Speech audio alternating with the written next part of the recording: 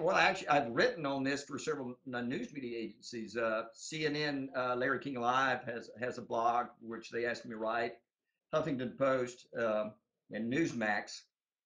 The story behind it is that I was able to become a member of the ITW, and at the same time, of course, I'm continuing on with a lot of friends and relationships in the military.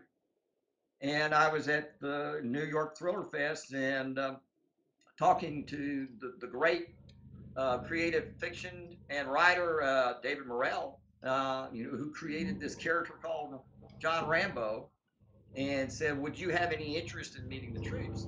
And then I went back to Fort Benning. A friend of mine was a 75th Ranger who had done 3 combat tours.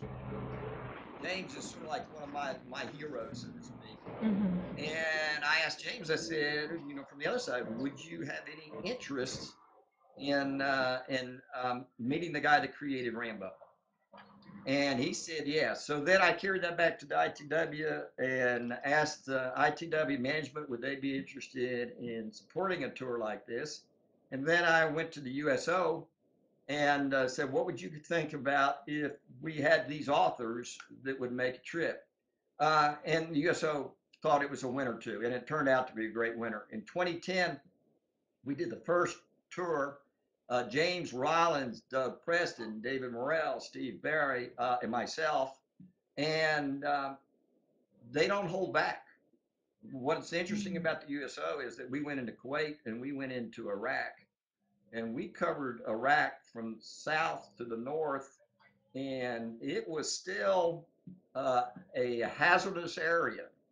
And we were given the privilege of meeting the servicemen and women and thanking them directly. And the kick of the tour was their reaction. They were so appreciative of just meeting somebody that did this stuff, and we were more appreciative of just being able to thank them.